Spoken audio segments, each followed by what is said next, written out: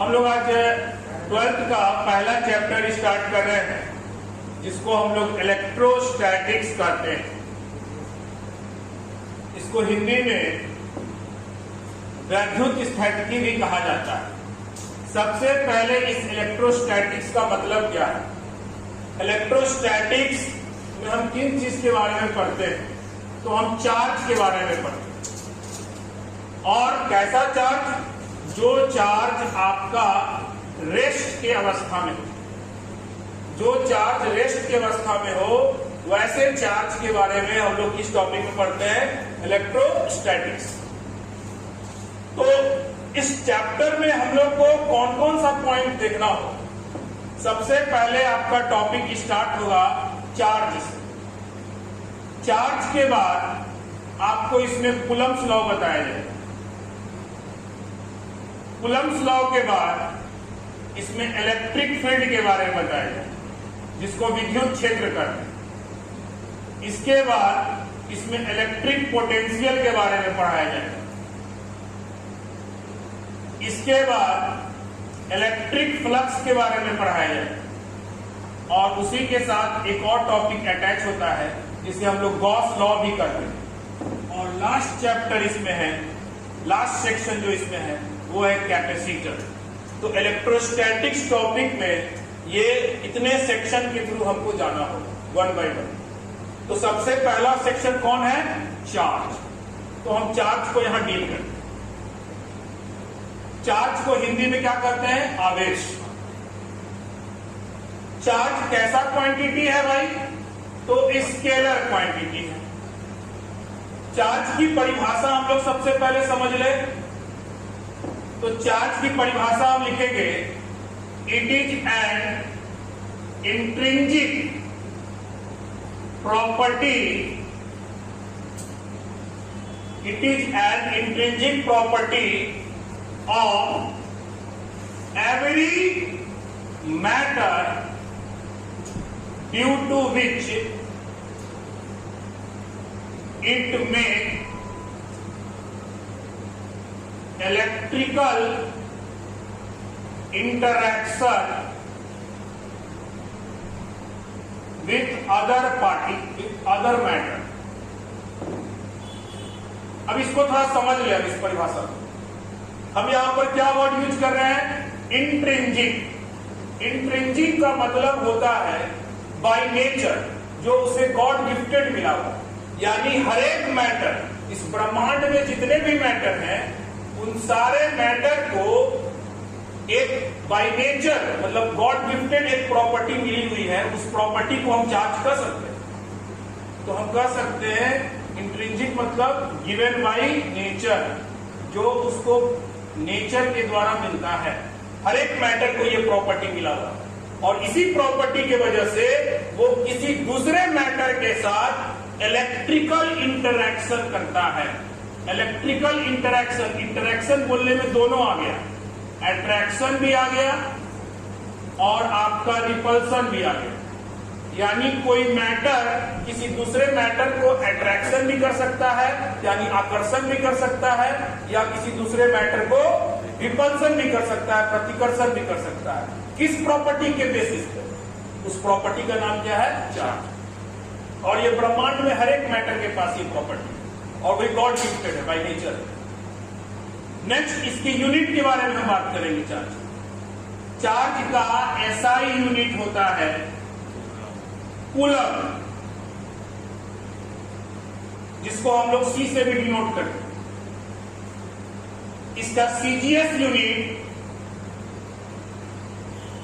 इसका CGS unit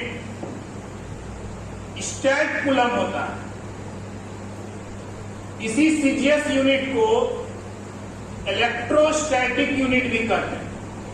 electrostatic unit भी कहते हैं, जिसको शॉर्ट में E.SU भी कहा जाता है, या इसी स्टैट कूलम को फ्रैंकलिन भी कहा जाता है। ये सब एक ही नाम है। कोई पूछे चार्ज का सीजीएस यूनिट क्या है? Stat coulomb. स्टैट कूलम को ही हम लोग फ्रैंकलिन भी कहते हैं। और कोई पूछे कि इस चार्ज का इलेक्ट्रोस्टैटिक यूनिट कौन है, तो स्टैट कूलम। सब एक ही नाम। इसके एसआई और सीजीएस यूनिट को तो हमने जान लिया, इनके बीच एक रिलेशन होता है वो जानना इंपॉर्टेंट है। एक कूलम्ब में 3 × 10⁹ स्टेट कूलम्ब होता है। यह इंपॉर्टेंट रिजल्ट है, इसको मैं आपको कहूंगा कि इसको आप दिमाग में रखेंगे, क्योंकि ये आपसे क्वेश्चन बन सकता है। पूछा जा सकता है कि एक कूलम्ब में कितने स्टेट कूलम्ब होते हैं, तो 3 × 10⁹ स्टेट कूलम्ब होते हैं।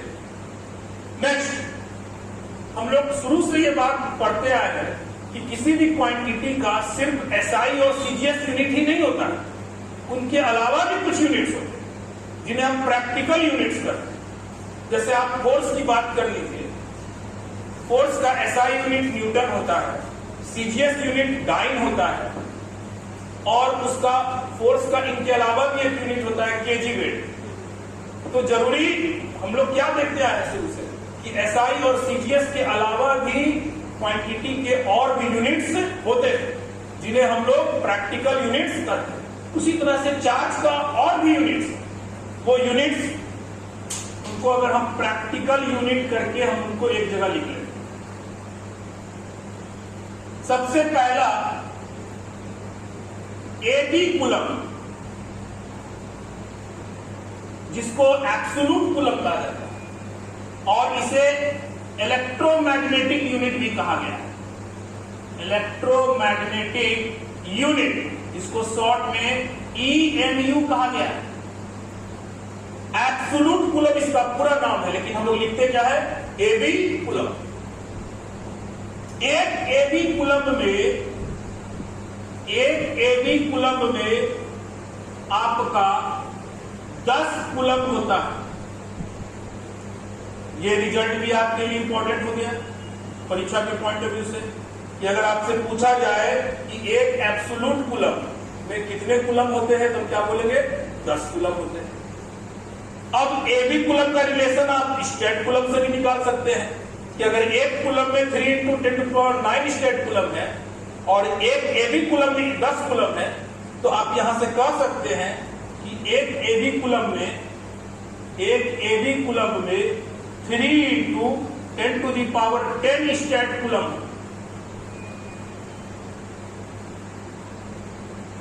तो ये भी आपसे पूछा जा सकता है। नेक्स्ट,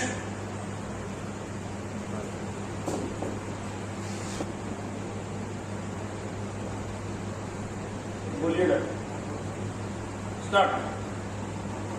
तो एक एबी कूलम्ब में 3 × 10⁻10 स्टेट कूलम्ब होता है। तो ये आप पहला प्रैक्टिकल यूनिट आपने चार्ज कर दिया। और भी प्रैक्टिकल यूनिट है चार्ज के।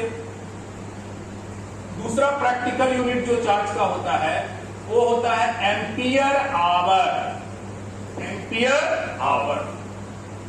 एम्पियर आवर को डील करने से पहले हम इस फॉर्मूला को आपके सामने लिखना चाहेंगे। I बराबर क्या होता है, Q/T। बहुत बेसिक फॉर्मूला है, हम लोग सब लोग देखें। I बराबर Q/T। सबका एसआई यूनिट लिखो। तो चार्ज का एसआई यूनिट अभी हम जस्ट पढ़े, क्या होता है, कूलम्ब। टाइम का क्या होता है, सेकेंड। और करंट का क्या होता है, एम्पियर। अगर हम सेकेंड को उधर भेज दें तो एम्पियर सेकेंड बराबर क्या आ गया आपका, कूलम्ब। यानी एम्पियर सेकेंड जो है वो कूलम्ब के बराबर है। इसका मतलब एम्पियर सेकेंड भी चार्ज का ही यूनिट हुआ, क्योंकि वो कूलम्ब के बराबर है। अगर हम इन दोनों साइड LHS और RHS दोनों तरफ हम 3600 LHS में भी गुना कर दें और RHS में भी गुना कर दें, तो 3600 गुना कर देंगे LHS में, तो 3600 सेकेंड कितना होता है, 1 आवर होता है। तो हम इसको क्या लिख सकते हैं, एम्पियर आवर। तो अगर आप 3600 LHS में गुना किए हैं तो 3600 RHS में भी गुना करेंगे, तो यहां भी क्या हो गया, 3600 कूलम्ब। तो हमारा ये इंपॉर्टेंट डाटा एक और निकल कर आ गया, जो परीक्षा पॉइंट ऑफ व्यू से इंपॉर्टेंट है, कि अगर आपसे पूछा जाए कि 1 एम्पियर आवर में कितने कूलम्ब होते हैं, 3600 कूलम्ब। नेक्स्ट प्रैक्टिकल यूनिट जो कि केमिस्ट्री में ज्यादातर यूज में आता है, वो है फराडे। फराडे इसको लार्जेस्ट यूनिट ऑफ चार्ज भी कहते हैं, largest unit of charge Faraday को कहा गया है। और ये कितने के बराबर होता है? 96,500 कूलम। तो आज के बाद अगर आपसे कोई पूछे चार्ज का लार्जेस्ट यूनिट किसे कहा गया? फराडे। देख लीजिए एक बार, फराडे अलग यूनिट है, अब फराड अलग है, कभी मिक्सअप मत कीजिए। फराडे होता है चार्ज का यूनिट, एक फराडे कितना होता है? 96,500 कूलम। और फराड होता है कैपेसिटेंस का यूनिट। तो कभी फराड और फराडे में कंफ्यूज मत होइए। तो फराडे को हम लार्जेस्ट यूनिट ऑफ चार्ज कर सकते हैं, और ये कितना है? 96,500 कूलम। तो अगर कोई हमसे पूछते कि स्मॉलेस्ट यूनिट कौन हुआ सर, तो स्मॉलेस्ट यूनिट माना जाता है इस जो सीजीएस यूनिट हमारा था, जिसे हम स्टैट कूलम कर रहे थे, ये आपका स्मॉलेस्ट कहलाए, जिसे हम फ्रैंकलिन नहीं कहते। तो अगर कभी आपको सवाल आया कि आवेश का सबसे स्मॉलेस्ट मात्रक कौन हुआ, तो अगर ऑप्शन में आपका स्टैट कूलम है तो स्टैट कूलम को टिक करें, या उसी का नाम फ्रैंकलिन है उसको टिक करें। तो याद रखें कि स्मॉलेस्ट यूनिट कौन हुआ? फ्रैंकलिन, स्टैट कूलम, दोनों एक ही है। और लार्जेस्ट यूनिट कौन हुआ? आपका फराडे। तो अगर हम ऑर्डर इसका देख लें तो सबसे बड़ा यूनिट कौन हुआ? सबसे बड़ा यूनिट कौन हुआ? फराडे। उसके बाद एम्पियर आवर, क्योंकि एक एम्पियर आवर में कितने कूलम है? 3600 कूलम। फराडे के बाद किसका नंबर आया? Ampere hour. इसके बाद किसका नंबर आया? तो एब्सोल्यूट कूलम का है, क्योंकि एक एब्सोल्यूट कूलम में कितने कूलम? 10 कूलम। तो एक कूलम यहां, और इसके बाद कूलम, और लास्ट में आपका स्टैट कूलम। तो ये आपका एक ऑर्डर है जो कि आप दिमाग में रख सकते हैं कि लार्जेस्ट फराडे, फिर एम्पियर आवर, फिर एब्सोल्यूट कूलम, फिर कूलम, और लास्टली स्टैट कूलम। तो ये आप अभी चार्ज का क्या देख रहे थे? इंट्रोडक्शन। चार्ज में भी हमें बहुत कुछ जानना बाकी है, लेकिन ये चार्ज का क्या था? इंट्रोडक्शन। चलिए चार्ज में अब और आगे बढ़े। Properties of charge. Properties of charge. Charge के बेसिकली 3 प्रॉपर्टीज होते हैं। आप एनसीईआरटी भी खोलिएगा तो चार्ज के यही 3 प्रॉपर्टीज दिए हुए रहते हैं, लेकिन इनके अलावा भी कुछ इंपॉर्टेंट पॉइंट्स चार्ज के बारे में हम एक्स्ट्रा आपको बताएंगे बात। लेकिन पहले उन 3 प्रॉपर्टीज को डील किया जाए। पहला property, charge is additive in nature. Charge is additive in nature मतलब, क्योंकि ये आपको पहले ही हम बता रखे हैं कि चार्ज स्केलर क्वांटिटी, और स्केलर क्वांटिटी सिंपली ऐड होता है। अगर 2 कूलम प्लस 3 कूलम है तो सिंपली ऐड होके क्या हो जाएगा? 5 कूलम। 8 कूलम में से -2 कूलम बोलेगा तो कितना हो जाएगा? 6 कूलम। यानी सिंपल एडिशन और सब्सट्रैक्शन का रूल फॉलो करेगा चार्ज। इसीलिए इस प्रॉपर्टी को क्या कहा गया? पहला प्रॉपर्टी को charge is additive in. Next property इसका, charge of isolated body is conserve. Charge of isolated body बोलो या सिस्टम बोलो, इसको मैं अब समझाता हूं क्या इसका मीनिंग। सबसे पहले आइसोलेटेड का मतलब, इसका वर्ड हिंदी में तो इसको आइसोलेटेड सिस्टम को हिंदी में गिलगित निकाय करते हैं, लेकिन आइसोलेटेड का मीनिंग क्या समझेगा? जिसको बाहर से कोई लेना देना नहीं, यानी बाहर से कोई चार्ज अंदर प्रवेश भी नहीं करेगा और उस सिस्टम से चार्ज कोई बाहर भी नहीं करेगा। वैसे सिस्टम को हम लोग आइसोलेटेड सिस्टम कहते हैं। मान लीजिए कि अगर ये एक बॉडी ए है, और ये एक बॉडी क्या है, बी है।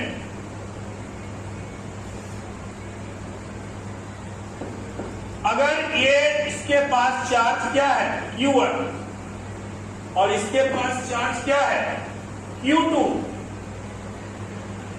अभी बिफोर कनेक्शन की हम बात कर रहे हैं। बिफोर कनेक्शन,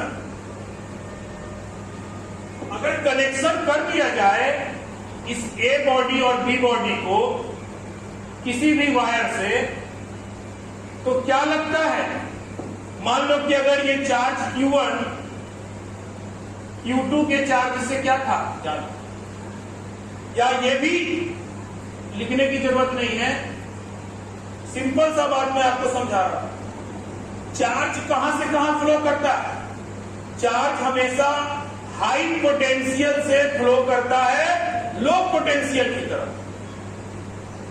तो अगर इन ए और बी बॉडी में जिनका भी पोटेंशियल हाई रहेगा दूसरे के रिस्पेक्ट में, तो उससे चार्ज निकलकर दूसरे वाले जिसका लो पोटेंशियल उसमें चार्ज जाएगी। और कब तक ये होते रहेगा ऐसा, जब तक वो दोनों बॉडी सेम पोटेंशियल पर ना आ जाए। तो मान लीजिए कि हम ए भी हाई पोटेंशियल पे, अगर हमने मान लिया कि यहां हाई पोटेंशियल पे कौन है, ए, और बी क्या है, लो पोटेंशियल पर, तो चार्ज का फ्लो कहां से कहां होगा, हाई पोटेंशियल से लो पोटेंशियल तक। और कब तक, जब तक ये दोनों एक कॉमन पोटेंशियल पर ना आ जाए, तब तक इनके बीच चार्ज का फ्लो हाई टू लो होते रहेगा। हाई वाला का से चार्ज निकलकर लो वाले में जाते रहेगा, और चार्ज के निकलने से इसका पोटेंशियल लो होने लगेगा और इसका पोटेंशियल हाई होने लगेगा, और एक टाइम आएगा कि दोनों का पोटेंशियल सेम हो जाएगा और चार्ज का फ्लो रुक जाएगा। तो क्या लगता है कि चार्ज जो ए के पास पहले Q1 था वही चार्ज इसके पास अभी भी होगा, क्योंकि चार्ज तो इसके कुछ निकल के बी में गया ना। तो अब जो इसके पास चार्ज आया कॉमन पोटेंशियल में आने के बाद, उस चार्ज को क्या बोल दिए, Q1 डैश। और इसके पास भी चार्ज जब वो Q2 नहीं रहा होगा, क्योंकि कुछ चार्ज उसको ए से मिला है, तो इसके चार्ज को हम क्या बोल दिए, Q2 डैश। लेकिन एक बात हम कर सकते हैं इस प्रॉपर्टी के आधार पर कि charge of isolated system is conserve. System किसे कहते हैं, ग्रुप ऑफ बॉडी के कलेक्शन को ही क्या कहते हैं, सिस्टम। यहाँ ए और बी दो बॉडी के कलेक्शन को हम क्या कह रहे हैं, सिस्टम। और ये कैसा सिस्टम है, आइसोलेटेड, यानी बाहर से इनको कोई मतलब नहीं, आपस में ही इनका चार्ज का ट्रांसफर हुआ है, हाई पोटेंशियल से लो पोटेंशियल। तो हमने यही कहा है कि चार्ज जो आइसोलेटेड बॉडी का होगा वो कंजर्व होगा। इसका मतलब ये हुआ कि पहले जो टोटल चार्ज था, पहले टोटल चार्ज कितना था before connection, Q1 plus Q2, और आफ्टर कनेक्शन जब दोनों सेम पोटेंशियल पे आ गए तब टोटल चार्ज कितना है, Q1 dash plus Q2 dash.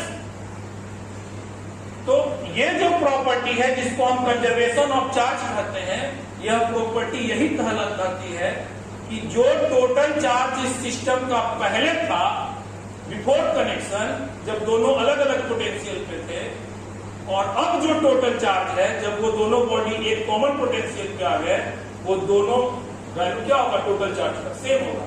यानी हम कह सकते हैं कि Q1 प्लस Q2 बराबर होगा Q1 dash plus Q2 dash.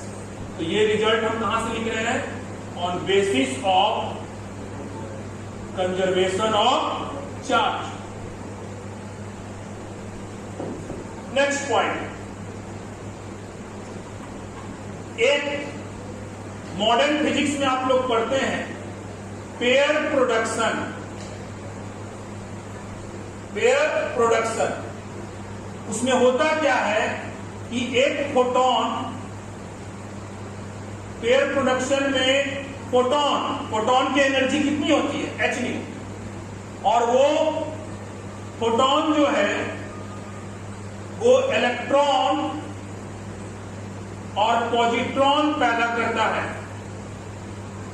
Electron और पॉजिट्रॉन दोनों का मास लगभग सेम होता है, लेकिन इसकी चार्ज -1 यूनिट है, इसकी चार्ज +1, मतलब रिलेटिव चार्ज की बात कर रहे हैं, तुलनात्मक। अगर इसका चार्ज हम -1 मान रहे हैं तो इसका चार्ज +1। एक्चुअली इसका चार्ज कितना होता है इलेक्ट्रॉन का? -1.6 × 10⁻⁻19 कूलम। तो इसका कितना हो जाएगा? +1.6 × 10⁻⁻19 कूलम। लेकिन ये प्रोटॉन नहीं है, ये पॉजिट्रॉन है। क्या है? पॉजिट्रॉन। और ये क्या है? इलेक्ट्रॉन। यहां इसके पास कोई चार्ज नहीं, कोई चार्ज नहीं। अब जरा देखो यहां पर, ये क्यों हम यहां इसके एग्जाम्पल में लिखवा रहे हैं? कंजर्वेशन ऑफ चार्ज वाले प्रॉपर्टी में पेयर प्रोडक्शन हम क्यों लिखवा रहे हैं?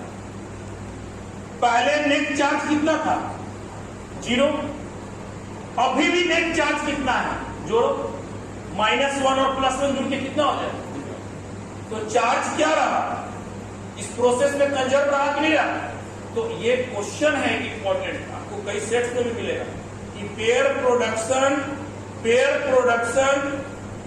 इसके एग्जांपल का, इसके कंजर्वेशन का एग्जांपल, तो कंजर्वेशन ऑफ चार्ज। उसी तरह से एक पेयर एनिहिलेशन भी होता है, पेयर एनिहिलेशन। इसमें क्या होगा? ठीक अपोजिट, एक इलेक्ट्रॉन और एक पॉजिट्रॉन मिलकर फोटोन का निर्माण करते हैं। तो यहां भी देख लो, मतलब शुरुआत में नेट चार्ज कितना था? -1 और +1, तो टोटल कितना हो गया? 0। और बाद में भी नेट चार्ज क्या आ रहा है? 0। तो यहां भी चार्ज क्या हो गया? कंजर्व हो गया। तो पेयर प्रोडक्शन और पेयर एनिहिलेशन को हम कह सकते हैं कि ये दोनों एग्जाम्पल हैं किस प्रॉपर्टी के? इसके कंजर्वेशन के एग्जाम्पल है, तो कंजर्वेशन ऑफ चार्ज। अब हम तीसरा प्रॉपर्टी स्टार्ट करने जा रहे हैं, जिसको हम लोग क्वांटाइजेशन ऑफ चार्ज करते हैं। ठीक,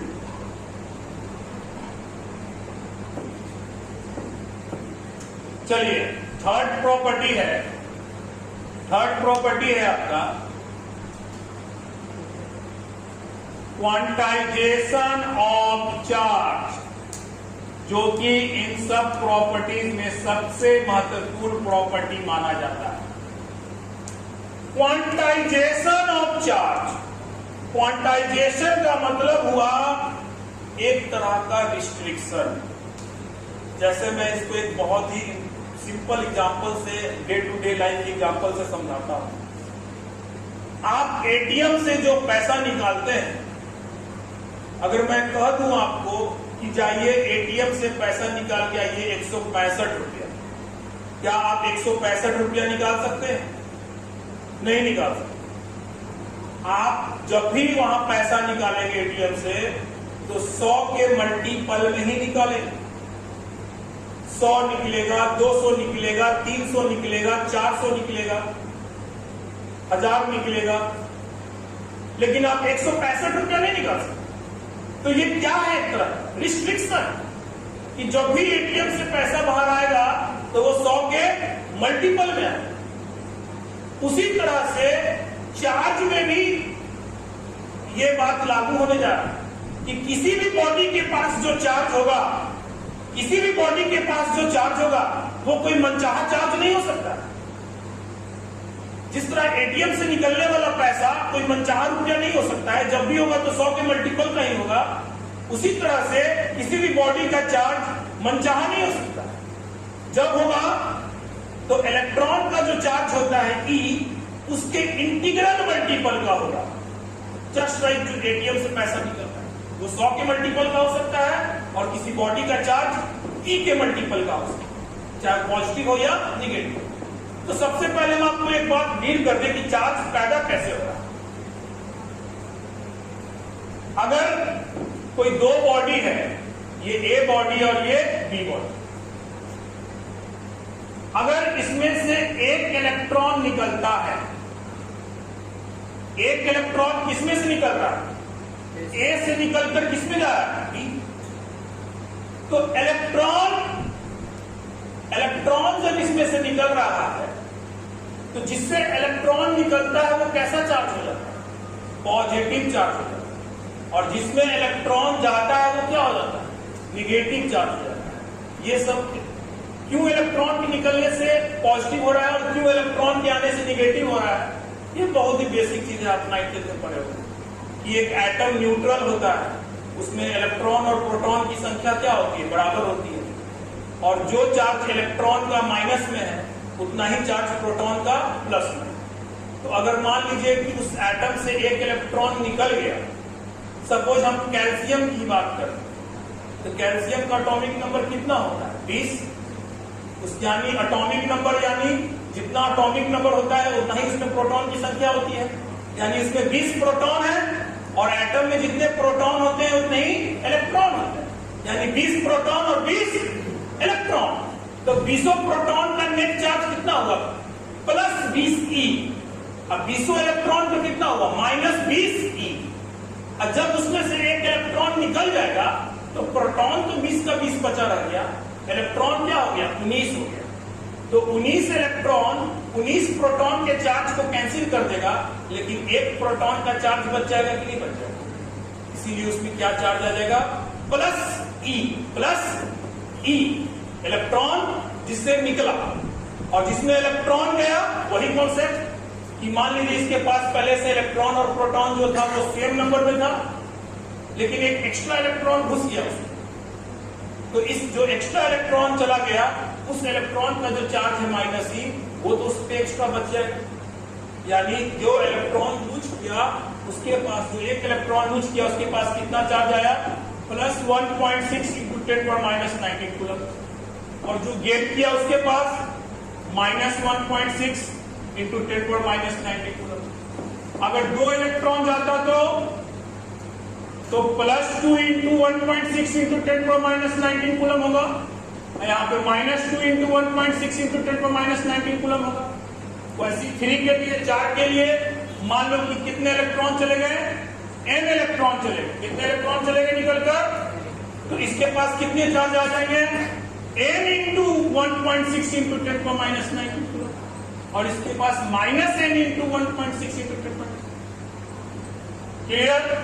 यानी तुम क्या देख रहे हो कि जब भी चार्ज का जो वैल्यू होगा, चाहे 1.6 इंटू 10⁻19 कूलम प्लस या माइनस हो, या 2 इंटू ये वैल्यू हो, या 3 इंटू ये वैल्यू हो, या n इंटू ये वैल्यू हो, कभी भी तो ऐसा संभव नहीं है कि 1.5 इलेक्ट्रॉन चला गया और हाई इलेक्ट्रॉन चला गया। जब जाएगा तो एक समूचा इलेक्ट्रॉन जाएगा। तो इसीलिए हम कह सकते हैं कि the charge of any body is always लिख रहा हूं, क्यों? क्योंकि हमेशा the charge of any body is always equal to